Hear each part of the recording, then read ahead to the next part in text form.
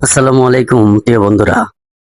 মানুষের ঘরে থাকা নগদ অর্থ ব্যাংকে আনতে 1,000 আর 500 টাকার নোট সাময়িকভাবে বাতিলের প্রস্তাব দিয়েছেন বিএনপির সংসদ সদস্য এম এ মাহবুব উদ্দিন খোকন।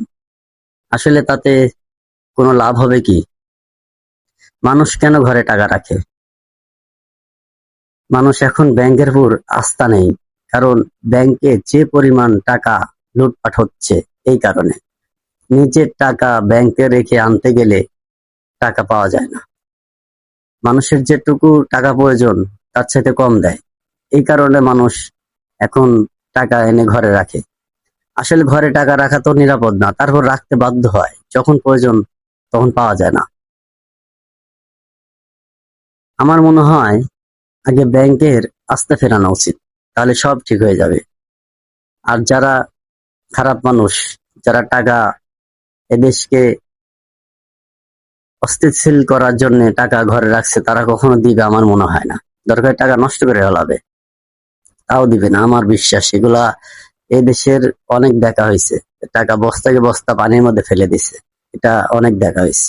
এরম হবে, কিছু করার নাই, এ দেশকে পঙ্গু করার জন্য। আর এদেশকে ঠিক করতে হলে চুরি হওয়া টাকা ফেরত আনতে হবে, যারা বিদেশে টাকা রাখছে। আর এই বিদেশে টাকা রাখা বন্ধ করতে হবে, এদেশে বিনিয়োগ করতে হবে, এদেশে ব্যাংকে রাখতে হবে, তাহলেই তো এই দেশে উন্নত হবে। আপনি বিদেশে রাখবেন কেন?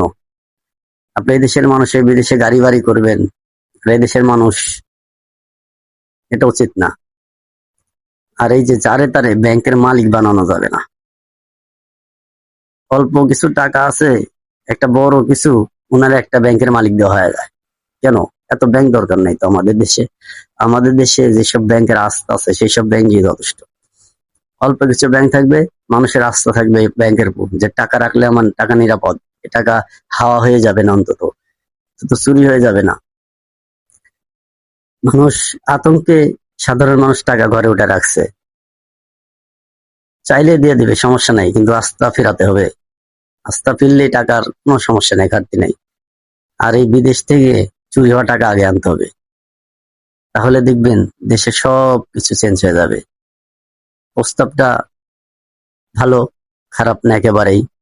দেশের জন্য এটা খুবই সুন্দর একটা উদ্যোগ, কিন্তু এটা নিয়ে যেন আবার গুজব না ছড়ানো হয় যে সরকার আহ 1,000 টাকা আর 500 টাকা বাতিল করে দিছে। এটা বাতিল করার আগে কয়েক মাস সময় দেওয়া হবে। এর মধ্যে সবাই, যারা সাধারণ মানুষ টাকা রাখছে ঘরে, তারা ফেরত দিবে ব্যাংকে বা নিজের কাজে লাগাবে।